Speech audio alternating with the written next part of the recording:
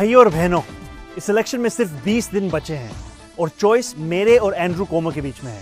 अगर आप पहली बार इलेक्शन के बारे में जान रहे हैं तो ये है जो एंड्रू कोमो ऑफर कर रहा है। आज मेरे पास बिल्डिंगें हैं, प्रॉपर्टी है, बैंक बैलेंस है, बंगला है, गाड़ी है, क्या है तुम्हारे पास? 100% কমিউনিস্ট নাকি পাগল? কে বলছেন?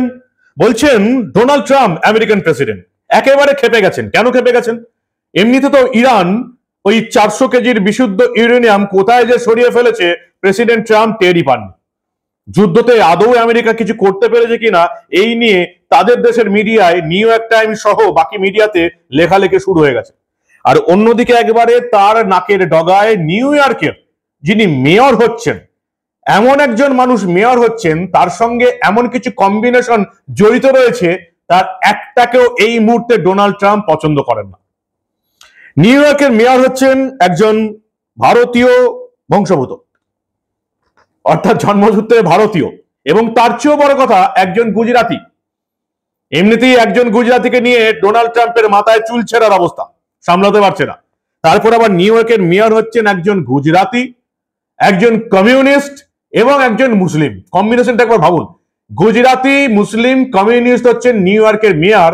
যে তিনটে কম্বিনেশনকেই সহ্য করতে পারেন না ডোনাল্ড ট্রাম্প, আর তিনটে কম্বিনেশন নিয়েই একজন ডোনাল্ড ট্রাম্পের সামনে নিউ ইয়র্কের মেয়র হয়ে গেছে। একবার ট্রাম্পের অবস্থায় নিজেকে বসিয়ে কল্পনা করুন, তার খেপে যাওয়ারই তো কথা। ঠিক কি অবস্থা এই মুহূর্তে নিউ ইয়র্ক সিটির, ডোনাল্ড ট্রাম্পের কি অবস্থা, সবটা বলবো আপনাদের, দেখাবো।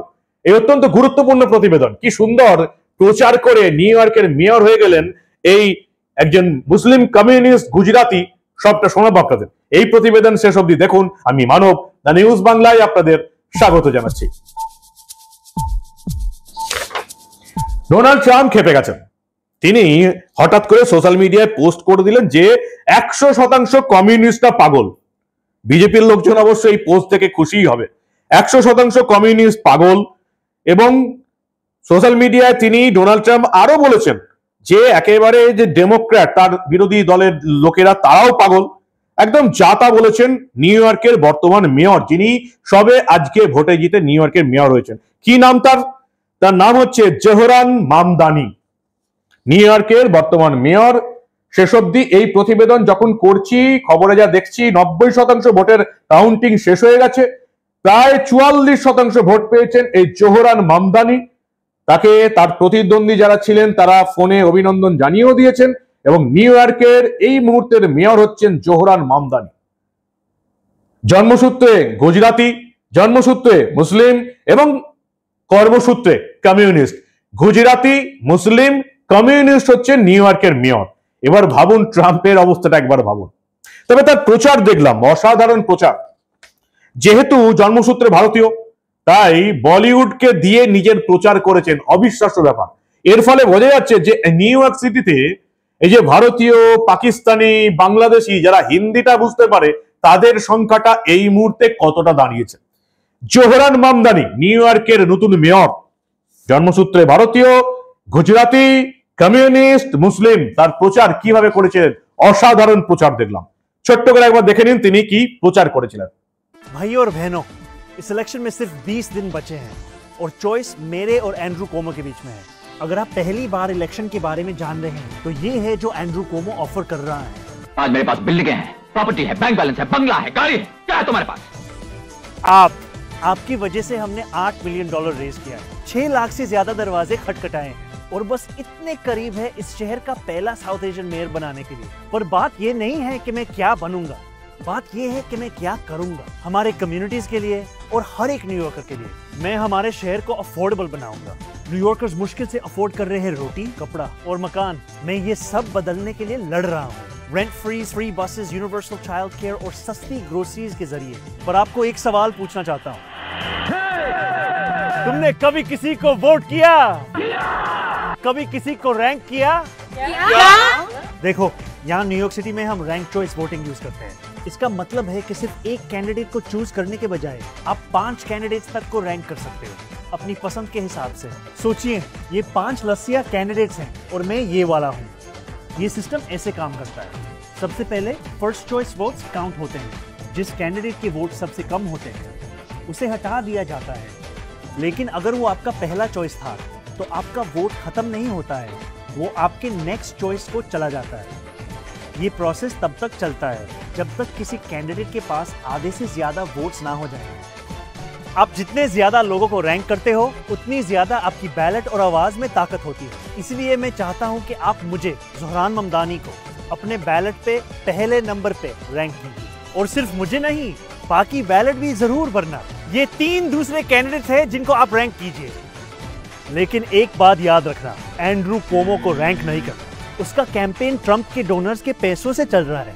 अगर वो जीता तो डीसी के साथ साथ एनवाईसी भी उनका होगा। विश्वास नहीं होता तो खुद उनसे सुनिए कि क्या होगा अगर कोमो जीता तो। बिलियनियर्स के पास ऑलरेडी सब कुछ है, अब आपका टाइम आ गया।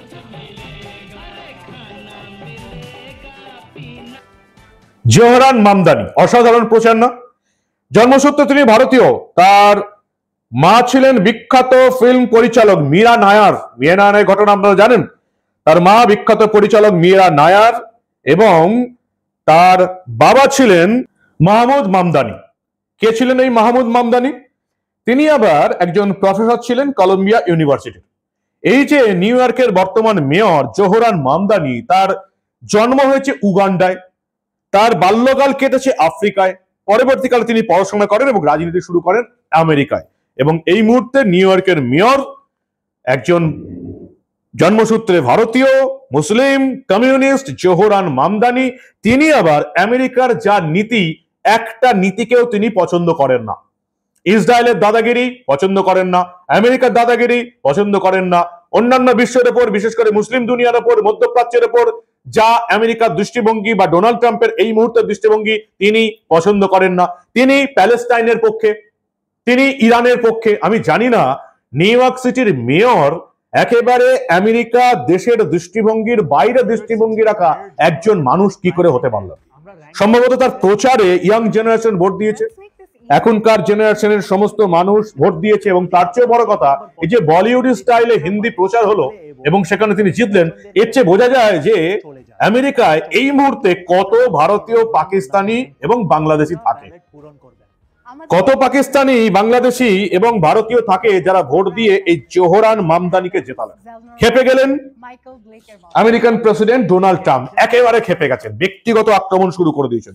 তিনি পোস্ট দিলেন এবং সেখানে তিনি লিখছেন, it's finally happened, the Democrats have crossed the line, Zohran Mamdani a 100% communist lunatic, communist মাত্রই 100% পাগল বলছেন Donald Trump, has just won the Dem primary and is on his way to becoming mayor. We have read radical leftists before, but this is getting a little ridiculous. তিনি তাকে একেবারে কেমন দেখতে সেই নিয়ে যাতা বললেন। He looks terrible, his voice is grating, he is not very smart, he's got AOC+3। এগুলো অবশ্য তার দেখে একটু মনে হয়নি তিনি আনস্মার্ট বলে, আমার অন্তত মনে হয়নি। স্মার্ট বলেই আমেরিকার নিউ ইয়র্কের বাসিন্দাদের ভোট পেয়েছেন, ইয়াং জেনারেশনের ভোট পেয়েছেন। ফলে প্রচন্ড খেপে গেলেন ডোনাল্ড ট্রাম্প। একই তো ইরান যুদ্ধে দেশের মধ্যে তাকে সবকিছু ফেস করতে হচ্ছে, তাদের দেশের মিডিয়াই বলছে যে আমেরিকা ইরানে কেসও করতে পারেনি, উল্টে 400 কেজি বিশুদ্ধ ইউরেনিয়াম ইরান কোথায় লুকিয়ে ফেলেছে ট্রাম্প এবং নেতানিয়াহু এখন অব্দি বুঝতে পারেনি। ফলে ট্রাম্পের খেপে যাবারই কথা।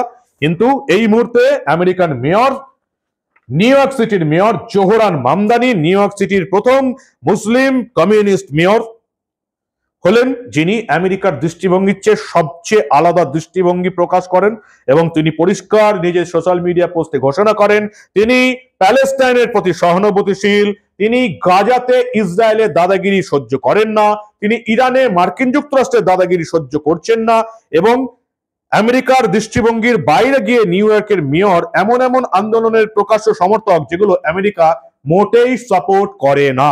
বুঝতে পারছি না নিউ ইয়র্ক সিটির মেয়র এবং আমেরিকান প্রেসিডেন্টের পরবর্তী রাজনৈতিক পদক্ষেপগুলো ঠিক কি হবে। এই হচ্ছে বর্তমানে নিউ ইয়র্ক সিটির অবস্থা, আমেরিকার অবস্থা। কি বলবেন আপনারা?